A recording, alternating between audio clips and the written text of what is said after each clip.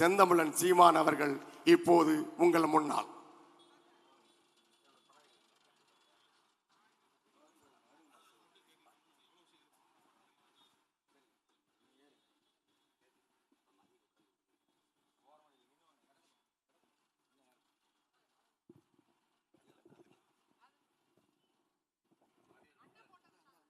தமிழ் தமிழ்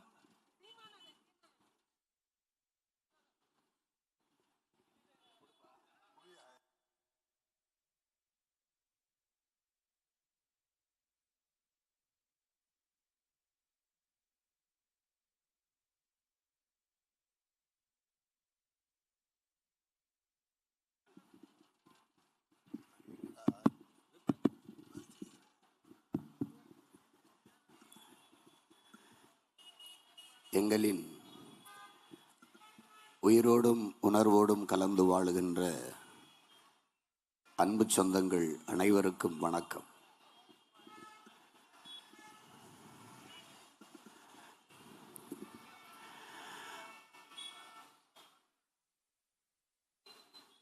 மாற்றம் என்ற ஒரு சொல் இல்லை என்றால் இந்த உலகில் பல்வேறு மாறுதல்கள் நிகழ்ந்திருக்கப் போவதில்லை.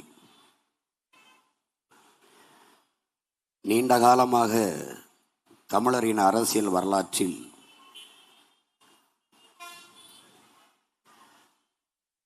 ஊழல் லஞ்சம் பெருத்து உண்மை நேர்மையும் செத்துப்போய் ஒரு கொடுமையான ஆட்சி முறையை இந்த திராவிட கட்சி ஆட்சியாளர்கள் கட்டமைத்திருக்கிறார்கள்.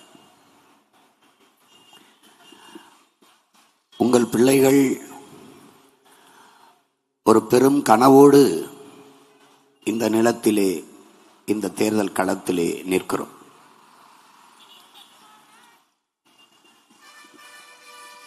ஒரு மகத்தான ஒரு கனவை எங்கள் மனதில் சுமந்து கொண்டு கடந்த 15 ஆண்டுகளாக தமிழ் மண்ணெங்கும் பயணித்து வருகிறோம். எங்கள் கனவு உலகின் முதல் மொழியான எங்கள் தாய்மொழி தமிழ் பல்வேறு மொழிகளின் தாயான எங்கள் தமிழ் ஆகப்பெரும் இலக்கிய வளமை கொண்ட எங்கள் மொழி தமிழ் எந்த மொழியின் துணையுமின்றி தனித்து இயங்கக்கூடிய உயர் தனி செம்மொழி எங்கள் தமிழ். எல்லா மொழிகளும் மனிதர்களால் பேசப்பட்டது, எம்மொழி எம் இறைவனால் பேசப்பட்டது. இயற்கையின் அருங்கொடை எங்கள் அன்னை தமிழ். அந்த மொழி எங்கள் தாய் நிலத்திலேயே கண்முன்னே சிதைந்து அழிவதை, எங்கள் தாய் மரணப்படுக்கையில் இருப்பதை பார்க்கச் செய்யாமல் அவர் பிள்ளைகள் மீட்பது காப்பது எப்படி என்று துடித்து தவித்து இந்த களத்தில் வந்தோம். தமிழ் மீட்சியே தமிழர் எழுச்சி என்கிறார் எங்கள் தாத்தா தேவநேய பாவாணர். தமிழ் மீட்சியுற வேண்டும், தமிழ் எழுச்சியுற வேண்டும் என்ற கனவோடு இந்த களத்திற்கு வந்தோம். இந்த நிலத்தில் தேர்தலில் நிற்கிற எந்த தலைவராவது, எந்த கட்சியின் தலைவராவது தமிழ் என்றோ, இனம் என்றோ, நிலம் என்றோ, வளம் என்றோ, நீர் என்றோ, காற்று என்றோ, கடல் என்றோ, மரம் என்றோ, மலை என்றோ, மக்களின் நலம் என்றோ எதையுமே பேசப்போவதில்லை, பேசுவதுமில்லை. நீங்கள் கவனியுங்கள். பிறகு இவர்கள் யாருக்கான தலைவர்கள்? இவர்களின் அரசியல் எதற்கான அரசியல்? அரசியல் என்பது தன்னலமற்ற மக்களுக்கு செய்கிற ஒரு தொண்டு, ஒரு ஆகப்பெரும் சேவை. ஆனால் அவர்கள் அதிக லாபம் ஈட்டும் ஒரு தொழிலாக மாற்றி நிறுத்தி இருக்கிறார்கள். இந்த நிலையில் இருந்து முழுக்க முழுக்க அரசியல் என்பது மக்களுக்கான சேவைதான் என்கிறார் பெருந்தலைவர் தாத்தா காமராஜர் அவர்கள். அரசியல் என்பது அதிகாரத்தை செலுத்துகிற விவகாரம் அல்ல, அது மக்களுக்கு ஆற்றப்படுகிற தொண்டு என்கிறார் எங்கள் உயிர் தலைவர் மேதகவே பிரபாகரன் அவர்கள். அவர்கள் பிள்ளைகள் நாங்கள் அரசியல் என்பது அனைத்து உயிர்களுக்குமான தேவையும் அதை நிறைவு செய்யும் சேவையும், அதுதான் அரசியல் என்று இந்த களத்திலே நிற்கிறோம். எங்களின் கனவு, ஒரு நாட்டின் எதிர்காலம் அந்த நாட்டின் வகுப்பறையில் தீர்மானிக்கப்படுகிறது. என் நாட்டின் வகுப்பறை அறிவு கருவறையாக இல்லாமல் ஒரு வர்த்தக அறையாக, வியாபார அறையாக மாறி நிற்பதை பார்த்து அதை சகிக்காமல் அனைவருக்கும் சரியான சமமான தரமான கல்வியை கொடுக்க வேண்டும் என்ற கனவோடு களத்தில் நிற்கிறோம். பிறகு உயிர்காக்கும் மருத்துவம், ஏழைக்கொன்று பணக்காரனுக்கொன்று பாகுபாடு இல்லாது மருத்துவம் ஒரு மகத்தான சேவை, அது என் மக்களுக்கு தேவை என்ற நோக்கோடு எல்லோருக்கும் சரியான சமமான மருத்துவத்தை கொடுக்க வேண்டும் என்ற கனவோடு இந்த களத்திலே நிற்கிறோம். நஞ்சில்லாத உணவு, அதுவே நம் கனவு என்ற எங்கள் பெரிய தகப்பன் நம்மாழ்வாரின் கனவை அவர் பிள்ளைகள் சுமந்து நிற்கிறோம். இன்றைக்கு பிறக்கிற குழந்தைகள் புற்றுநோயோடு பிறக்கிறது என்றால், 100 மரணத்தில் 90 மரணம் புற்றுநோயாக இருக்கிறது என்றால், உணவு நஞ்சாகி போனதும், காற்று நஞ்சாகி போனதும், நீர் நஞ்சாகி போனதும் தான் காரணம். உயிர் தேவையாக இருக்கிற இவை 3, காற்றுதான் மூச்சு, காற்றுதான் உயிர். அந்த காற்றை சுவாசிக்காமல் கந்தக தூசியை, துகள்களை சுவாசிப்பதால் புற்றுநோய், நுரையீரல் தொற்று, தோல் நோய், கண்ணெரிச்சல், இப்படி பல்வேறு நோய்கள் வந்து என் மக்கள் மடிகிறார்கள். ஒரு மனிதனுக்கு 422 மரங்கள் தேவை என்கிறது, சராசரியாக 422 மரங்கள் தேவை என்கிறது. ஆனால் ஒரு கார் வெளியிடுகிற நச்சு புகையை கட்டுப்படுத்த 6 மரங்கள் தேவை என்கிறார்கள். நம் நாடு ஒரு மனிதனுக்கு 28 மரங்கள் இருக்கிறது என்கிறார்கள். நாம் எத்தனை பேர் நிற்கிறோம்? எங்கே மரம் இருக்கிறது என்று என் அன்பு சொந்தங்கள் சிந்தித்து பார்க்க வேண்டும்.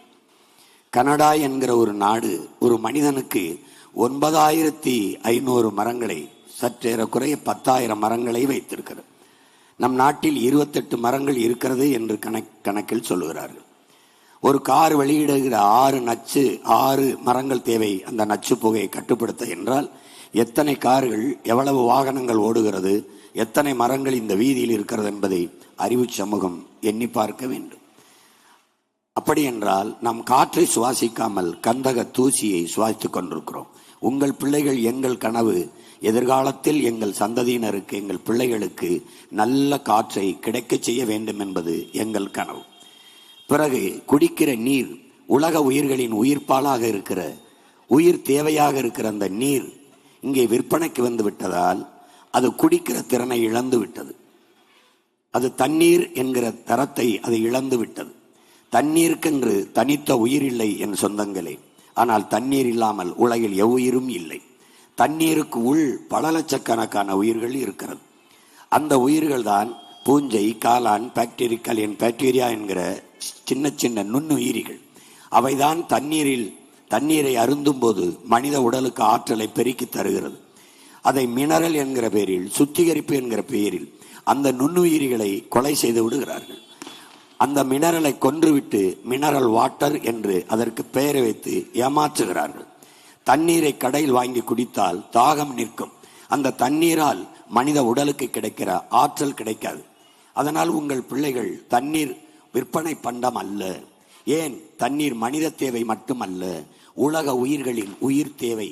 அது காக்கை, குருவி, கொக்கு, மைனா, நாய், நரி, பூச்சி, வண்டு, யானை, புலி, சிங்கம், கரடி, மரம், செடி, கொடி எல்லாவற்றுக்குமான உயிர் தேவையாக இருப்பதால் அந்த தண்ணீர் விற்பனைக்கு இல்லை. ஏன், தாய்ப்பாலை நாம் விற்போமா? தாய்ப்பால் எப்படி விற்பனைக்கு இல்லையோ அப்படி தண்ணீரும் விற்பனைக்கு இல்லை. தண்ணீர் எல்லா உயிர்களுக்கும் கிடைக்க செய்வது எங்கள் கனவு.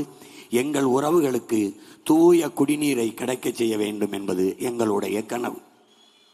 சுவாசிக்க நல்ல காற்று, படிக்க நல்ல கல்வி, பார்க்க நல்ல மருத்துவம், குடிக்க தூய நீர், நஞ்சில்லாத உணவு, கல்விக்கேற்ற வேலை, வேலைக்கேற்ற சம்பளம், அதை கொண்டு வாழ்கிற பெருமைமிக்க வாழ்வே எங்கள் கனவு. இலவசம் என்பது ஒரு ஏமாற்று, ஒரு வளர்ச்சி திட்டம் அல்ல, வீழ்ச்சி திட்டம், கவர்ச்சி திட்டம். அந்த இலவசம் பெற வேண்டிய ஏழ்மை, வறுமை நிலையில் இல்லாது வாழ்க்கை தரத்தை உயர்த்தி எம் மக்களுக்கு தன்மானத்தோடு தலைநிமிர்ந்து வாழ்கிற ஒரு தற்சார்பு வாழ்க்கையை கொடுக்க வேண்டும் என்பது எங்கள் கனவு. எனவே அறிவார்ந்த பெருமக்கள், என் அன்பு சொந்தங்கள், என்னிலும் இளைய என் தம்பி தங்கைகள், உங்கள் பிள்ளைகள் பெரும் கனவை கொண்டு இந்த நிலத்திலே நிற்கிறோம். உலகத்தில் யாராலும் சுமக்க முடியாத ஒரு கனவை நீ சுமந்து நில், அது உலகத்தின் எல்லாவற்றையும் விட பெரிது என்கிறான் ஆல்பர்ட் ஐன்ஸ்டீன். அப்படி நாங்கள் ஒரு நல்ல ஆட்சி, எங்கள் திருநாட்டில் எங்கள் நல்ல ஆட்சியே என்று எங்கள் தாத்தன் புரட்சி பாவலன் பாவேந்தன் பாரதிதாசன் சொன்ன அந்த புரட்சி வரிகளுக்கு ஏற்ப எங்கள் திருநாட்டில் ஒரு நல்ல ஆட்சி. எப்படிப்பட்ட ஆட்சி? பசி பஞ்சம், ஊழல் லஞ்சம், கொலை கொள்ளை, சாதிய இழிவு, தீண்டாமை கொடுமை, அடக்குமுறை ஒடுக்குமுறை, பின்னி அடிமைத்தனம், பாலியல் வன்கொடுமை, மது மத போதை, வள கொள்ளை, இது ஏதுமற்ற ஒரு தூய ஒரு தேசம், புதிய ஒரு தேசம் செய்வோம், மக்கள் புரட்சியால் அதை உறுதி செய்வோம் என்ற முழக்கத்தோடும் பெரும் நோக்கத்தோடும் கனவோடும் இந்த களத்திலே உங்கள் பிள்ளையில் நிற்கிறோம். மொழி இல்லை என்றால் ஒரு இனம் சிதைந்து அழியும். இது பேரறிஞர் அண்ணா என்ற பெருந்தகை பிறந்து வளர்ந்த மண். அவர் அரசியலுக்கு வந்த பிறகுதான் தமிழனுடைய இலக்கியமும் தமிழனுடைய வரலாறும் அரசியல் மேடைகளில் ஒரு மாலை நேர கல்லூரி போல பேசப்பட்டு கற்பிக்கப்பட்டது என்பது யாரும் மறுக்க முடியாது. அதனால் அந்த மகத்தான பெருமகன் மீது நாம் தமிழர் கட்சி பிள்ளைகளுக்கு பெரும் மதிப்பும் போற்றுதற்குரிய வணக்கமும் எங்களுக்கு உண்டு. அதனால் இன்று அவர் பிறந்த மண்ணிலே எங்கே இருக்கிறது? எங்கும் தமிழ், எதிலும் தமிழ் என்ற முழக்கத்தை முன்வைத்தார்கள். வீழ்வது நாமாக இருந்தாலும் வாழ்வது தமிழாக இருக்கட்டும் என்ற முழக்கத்தை முன்வைத்தார்கள். இப்போது வீழ்வது தமிழாக இருந்தாலும் வாழ்வது நாமாக இருக்கட்டும் என்கிறார்கள். இந்த கடைத்தெருவை என் அன்பு சொந்தங்கள், என் முன்னால் நிற்கிற என் பிள்ளைகள், என் பேச்சை கேட்கிற என் அன்பு சொந்தங்கள் கவனிங்கள். எந்த இடத்திலேயாவது என் தாய்மொழி இருக்கிறதா என்று பாருங்கள். தமிழில் எழுதியிருப்பார்கள் ஆங்கிலத்தை எழுதியிருப்பார்கள் தமிழ் எழுத்துக்களில். ஆங்கிலத்தை தமிழில் எழுதுவார்கள், தமிழை ஆங்கிலத்தில் எழுதுவார்கள். இப்போ இல்லாட்டி எப்போ என்பது தமிழ் உச்சரிப்பு. ஆனால் எழுத்து IPPO, இப்போ இல்லாட்டி ILL இப்படிதான் போட்டு எழுதுவார்களே ஒழிய, இதுதான் இவர்கள் கடைபிடிக்கிற இருமொழி கொள்கை. என் சொந்தங்களே, எந்த இடத்திலேயாவது திரும்பி பாருங்கள். சொர்ணா கேப், ஹோட்டல் சொர்ணா கேப் தமிழ் எழுதியிருப்பாங்க, ஆனால் உச்சரிப்பு ஆங்கிலம். அங்கே பார்த்தீர்கள் SK silks textiles readymades, Tamil எழுத்து உச்சரிப்பு ஆங்கிலம். இதுதான் புது மொழி தங்கிலீஷ்.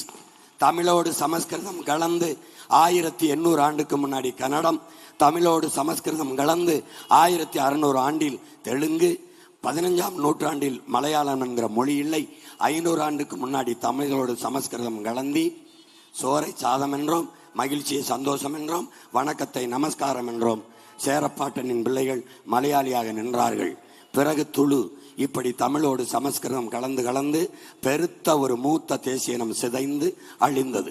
இப்போது தமிழோடு ஆங்கிலம் கலந்து தெலுங்கர்கள், கன்னடர்கள், மலையாளிகள், துளுவர்கள், நாம் தமிங்கிலர்கள். தமிழ் செத்து, தமிழர் என்கிற இனம் செத்து, தமிங்கிலர் என்ற ஒரு இனம் இந்த நிலத்தில் பிறந்து வாழ்ந்து கொண்டு இருக்கிறது. இப்போது என் அன்னை தமிழை மீட்டு தூய தமிழர் தேசிய இனம் படைக்க, தமிழினத்தை படைக்க துடித்து நிற்கிறோம் உங்கள் பிள்ளைகள். வேணாம், தமிழ் வேண்டாம், தங்கிலீஷே போதும் என்றால் எங்களுக்கு நீங்கள் ஓட்டு போட வேண்டாம். இல்லை, அன்னை தமிழ் அழியாது காக்க வேண்டும், மீட்க வேண்டும் என்ற எண்ணம் இருந்தால் உங்கள் பிள்ளைகள் எங்களுக்கு வாக்கு தந்து வெற்றி பெற செய்யுங்கள். இந்த களத்திலே வேட்பாளராக நிற்கிற என் அன்பு தங்கை வெற்றி செல்வி அவர்கள் யார் என்று அறிவீர்களா? முத்தமிழ் காவலர் நம்முடைய தாத்தா கியாபே விஸ்வநாதம் அவர்கள் பேத்தி, அவருடைய பேத்தியார், அவருடைய வாரிசு. இந்த நாட்டிலே என்னுடைய தலைவன், அவருடைய அவையிலே இருந்த ஈழத்து பாவேந்தன் புதுவை ரத்தினதுரை ஒரு கடிதத்தில் எழுதுகிறார், தமிழ் பெரியார் என்று அவர் குறிப்பிட்டது நம்முடைய தாத்தா கியாபே விஸ்வநாதம் அவர்களைத்தான். தமிழ் தேன் சொட்டும் மொழியடா, தமிழ் தேன் சொட்டும் மொழியடா, படித்தேன், ரசித்தேன், சிரித்தேன், இப்படி கொடுத்தேன், எடுத்தேன், எல்லாவற்றிலும் தேன் தேன் என்று அடுக்கடுக்காக பேசி தேன் சொட்டும் மொழியடா என்னுயிர் தமிழ் என்று இயல் இசை நாடகம் என்ற முத்தமிழையும் காத்து நின்ற பேரறிஞர் முத்தமிழ் காவலர் நம்முடைய தாத்தா கியாபே விஸ்வநாதனின் வாரிசு என் அன்பு தங்கை. அதனால்தான் காஞ்சி மண்ணிலே என் தங்கையை நிறுத்தி வெற்றி பெறச் செய்ய வேண்டும் என்கிற வெறியோடு நாங்கள் உழைத்து கொண்டிருக்கிறோம். என் அன்பு சொந்தங்கள், என் அருமை உடன் பிறந்தார்கள், பேரன்பு மிக்க என் பெற்றோர்கள், பெருங்கனவோடு நிற்கிற உங்கள் பிள்ளைகள் எங்களுக்கு வாக்கை தந்து இந்த நாட்டை நல்ல நாடாக, உலகத்தின் தலை சிறந்த நாடாக, கல்வி சிறந்த நாடாக, நம்முடைய பாட்டன் பெரும்பாவளன் பாரதி கல்வி சிறந்த தமிழ்நாடு, புகழ் கம்பன் பிறந்த தமிழ்நாடு, வள்ளுவன் தன்னை உலகினுக்கே தந்து வான்புகழ் கொண்ட தமிழ்நாடு என்கிறான். ஆனால் கல்வியில் சிறந்த தமிழ்நாடா என்று அறிவு சமூகம் ஆய்ந்தறிந்து பார்க்க வேண்டும். கல்வி சிறந்த தமிழ்நாடாக மாற்ற காவிரி தென்பண்ணை பாராளு தமிழ் கண்டதொரு வையை பொருணை நதி என மேவிய பல ஆறு ஓட திருமேனி செலுத்த தமிழ்நாடுங்கிறான். இதுல எந்த ஆறாவது உயிரோடு இருக்கான்னு முதல்ல பாரு. எல்லாம் போய்விட்டது, உனக்கு எல்லாம் போய்விட்டது. மொழியை இழந்தாய், இன உணர்வு மான உணர்வை இழந்தாய், உன் வரலாற்றை மறந்தாய், உன் வழிபாட்டை துறந்தாய், எல்லாவற்றையும் இழந்தாய். உன் நிலத்தை இழந்தாய், அதன் வளத்தை இழந்தாய், அதனால் பலத்தை இழந்தாய். உன்னிடத்தில் உன் வணிகம் இல்லை, உன்னிடத்தில் உன் கல்வி இல்லை, உன்னிடத்தில் உன் வர்த்தகம், உன்னுடைய உணவகம் இல்லை, உன்னிடத்தில் மருத்துவம் இல்லை, எது ஒன்றும் உன்னிடத்தில் இல்லை. நீ தாய் நிலத்திலே அடிமை. உன் அன்னை மொழியில் படிக்க எழுத பேச படித்தால் வேலை எந்த நிலையில்லாது இருக்கும்போது நீ உலகத்தில் கீழான அடிமை. இந்த நிலையை மாற்ற நமக்கு இருக்கிற ஒரே ஒரு வாய்ப்பு தான் இந்த தேர்தல். இந்த தேர்தல் ஒரு நாள் இந்த நிலைமைக்கெல்லாம் மாறுதல் உண்டு, அதற்கு தேர்தல் உண்டு என்று ஐயா எம்ஜிஆர் அவர்கள் பாடிய பாடல் வரிகளைப் போல அதற்காக இந்த மாறுதலுக்கான தேர்தலாக என் அன்பு சொந்தங்கள், என் அன்பு பெற்றோர்கள், என் அன்பு உடன் பிறந்தார்கள் இந்த தேர்தலை பார்க்க வேண்டும். வழக்கமான தேர்தலைப் போல பணத்தை வாங்கினோம், வாக்கை செலுத்தினோம் என்று கடந்து நடந்து நீங்கள் போக முடியாது.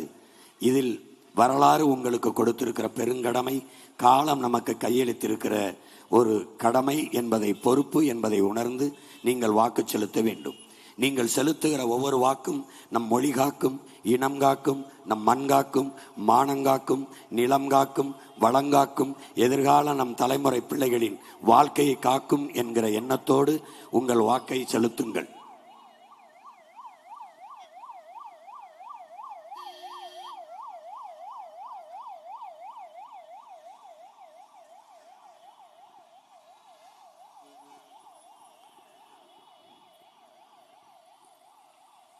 ஒரு நாட்டில் ஒரு விவசாயி வளர்கிறான் என்றால் அந்த நாடு வாழ்கிறது, வளர்கிறது. ஒரு நாட்டில் ஒரு விவசாயி வாழ முடியாமல் சாகிறான் என்றால் அந்த நாடு நாடில்லை, சுடுகாடு என்று பொருள். ஒரு நாட்டில் ஒரு விவசாயி ஏழையாக இருந்தால் அந்த நாடே ஏழை நாடாகத்தான் கணக்கிடப்படும் என்கிறார்கள். அப்படி என்றால் நம் நாடு எவ்வளவு எவ்வளவு எவ்வளவு மோசமான ஏழை நாடு என்பதை நீங்களே உணர முடியும். அதனால் என் அன்பு சொந்தங்களே, சுழன்றும் ஏற்பினது உலகம், அதனால் உழந்தும் உளவே தலை என்கிறான் நம்மள் முன்னவன் வள்ளுவ பெருமகனார். உளவே தலை, அதை உணராத நாம் மனிதரில் கலை என்ற அந்த கோட்பாட்டை, தத்துவத்தை உங்கள் பிள்ளைகள் முன்வைக்கிறோம். எனவே உழவை மீட்போம், உலகை காப்போம் என்ற முழக்கத்தோடு வருகிறோம். ஏன்? உழவு இல்லை என்றால் உணவு இல்லை, உணவு இல்லை என்றால் உயிர்கள் இல்லை, உயிர்கள் இல்லை என்றால் உலகமே இல்லை. அதனால் உழவை மீட்போம், உலகை காப்போம். எனவே என் அன்பு சொந்தங்களே, உழவர்குடியான அந்த விவசாயிக்கு நீங்கள் வாக்கு செலுத்தி உங்கள் பிள்ளைகள் எங்களை வெற்றி பெற செய்யுங்கள். விவசாய சின்னத்திற்கு வாக்களிப்போம், வருங்கால தலைமுறைக்கு வாழ்வளிப்போம் என்ற உறுதியை நாம் ஏற்போம். புரட்சி எப்போதும் வெல்லும். உங்கள் பிள்ளைகள் எங்களின் வெற்றியதை சொல்லும். எங்கள் இலக்கு ஒன்றுதான், இனத்தின் விடுதலை. இனம் ஒன்றாவோம், இலக்கை வென்றாவோம்.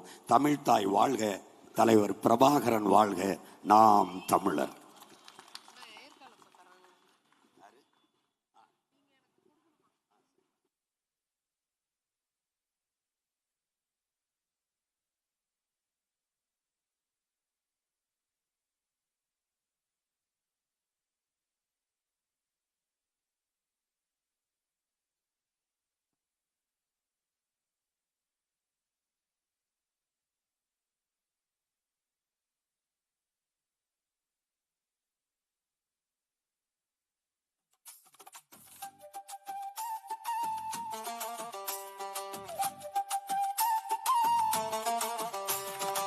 அலவீசுது அலவீசுது சீமான் அலவீசுதுங்க.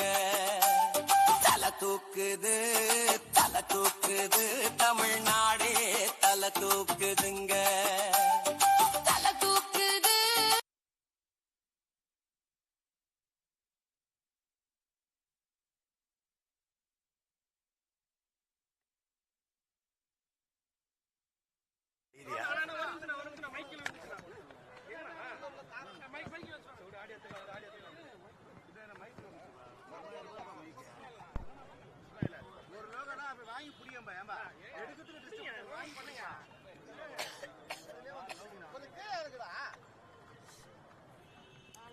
எதுவும் செய்தியா சொல்லுங்க.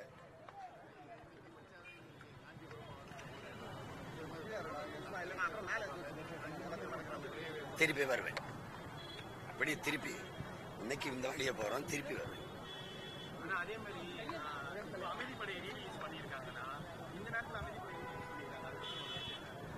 இதெல்லாம் ஒரு கேள்வியா தம்பி?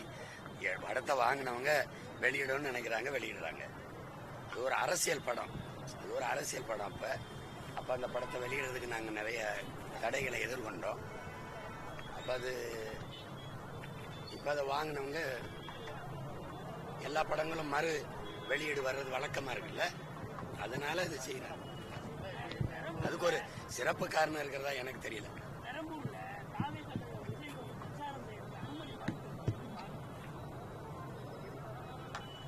அது என்னன்னு தெரியலையே, நான் அதை கவனிக்கல. மறுக்க வேண்டிய அவசியம் இல்லையே, யாருக்கும் மறுக்க முடியாது. ஏன்னா தேர்தல் ஆணையம் அனுமதிச்சுதான் ஆகணும், எல்லாரையும் அனுமதிச்சுதான் ஆகணும்.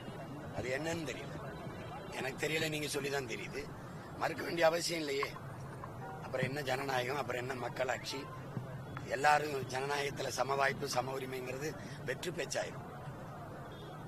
தேர்தல் கட்டுப்பாட்டுல அதிகாரிகள் வந்திருக்காங்க, இன்னும் பழைய அதிகாரிகள் வந்து திமுக இருக்கிறாங்க.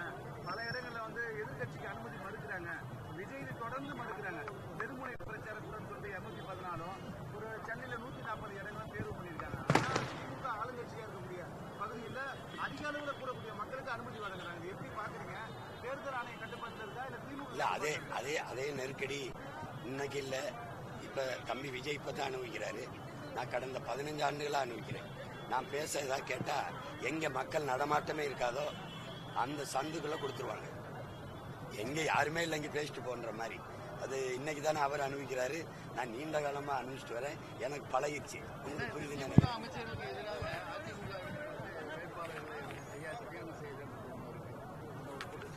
அதை நான் ஏற்கனவே பேசிட்டேன், ஏற்கனவே சொல்லிட்டேன்.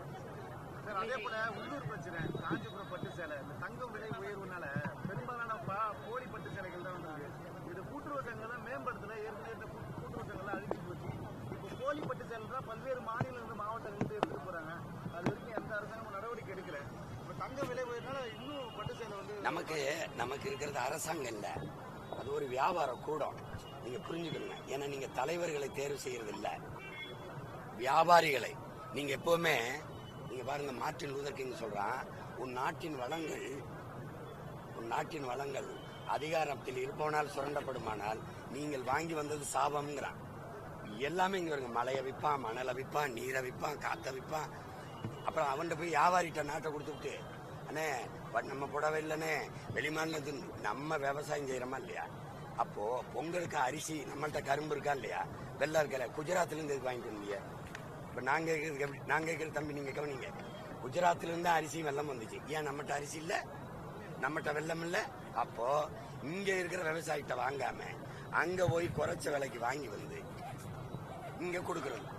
அப்போ இது என்னன்னா, இது மாதிரிதான் இந்த பட்டுல வேற மாநிலங்க தரக்குறைவான பட்டை கொண்டு வந்து நம்ம இனிமே காஞ்சிபுரம் பட்டுனாவே அதுக்கு மரியாதை எல்லாம் போயிடும். இந்த கலப்பு வரும்போது அந்த பட்டு ஒன்றும் தரமா இல்லைங்க, அது நம்ம பட்டு இல்ல. ஆனா உங்களுக்கு புரியுதுன்னு நினைக்கிறேன். அதனால நீங்க இனிமேலாவது ஒரு நல்ல தலைவரை தேர்வு செஞ்சு அவன்கிட்ட நாட்டை கொடுக்க பாருங்க. தரகர்கிட்ட கொடுத்துறாதீங்க, தரகர்கிட்ட புரோக்கர்கிட்ட கொடுத்துறாதீங்க. அதே போல 10 ரூபாய் பெட்ரோல் குறைச்சிருக்காங்க. கேஸ் தட்டுப்பாடுகள்லாம் இருக்கு. இந்த கொரோனா காலம் ஊரடங்கு மாதிரி வரதுக்கான வாய்ப்புகள் இருக்குன்னு சொல்லி போயிட்டு இருக்குது. எப்படி பாக்குறீங்க சார்? எப்படி இந்த நெருக்கடி கொஞ்சம் அமைதியா இருக்கு. இந்த நெருக்கடி வந்து தம்பி நம்ம ஏற்றுக்கொண்ட பொருளாதார கொள்கை மிக அத்தியாவசியத்திற்கு பிற நாடுகளை சார்ந்து இருக்கிறது சரி, பிற நாடுகளை சார்ந்து இருக்கிறது சரி. எல்லாவற்றுக்குமே பிற நாடுகளை சார்ந்து இருக்கிறதுனால இப்ப எரிகாற்று வந்து நமக்கு அவசியமா இருக்கு. அதுக்கு இன்னொரு நாட்டை சார்ந்திருக்கும்.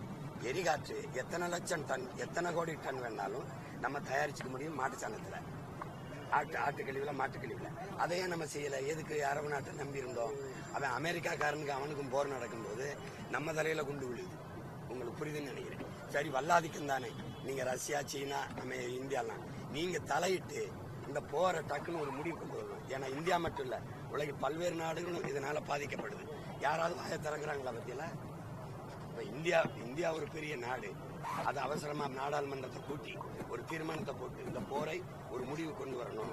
ஏன்னா மக்கள் பரிதாபமா செத்து கொண்டிருக்கிறாங்க. நீங்க ஒரு கேள்வி கேட்ப, என்ன காரணத்துக்காக போர் தொடுத்தது அமெரிக்கா ஈரான் மேல? பேரழிவு ஆயுதம் அணுகுண்டு வச்சிருக்காங்க. ஒரு கேள்விக்கு இந்த அணுகுண்டு வச்சிருந்தா இந்நேரம் போட்டிருப்பான்ல அமெரிக்கா மேல. அப்போ இல்லைன்னு தெரியலடா மடையா, நிறுத்துறான்னு சொல்லணும்ல. எப்படி பாரு, இது ஒரு கொடுமை தம்பி, கொடுமை. இலவச திட்டங்கள்லாம் அதிகமாகுது. இந்த மாதிரி டைம்ல இலவச திட்டம்னு சொல்லாதீங்க, அது கொடிய நட்டம். அத போய் திட்டம்ங்கிறீங்க. தம்பி இங்க பாருங்க, இதை வந்து இதெல்லாம் மோசமான ஏமாற்று. எப்படியாவது மக்களுக்கு பசப்பு இனிப்பு வார்த்தைகளை சொல்லி இலவசங்களை கொடுத்து மயக்கி இந்த வாக்கை பறிக்கிறது. உங்களுக்கு எதுக்கு இலவசம் கொடுக்குறான்?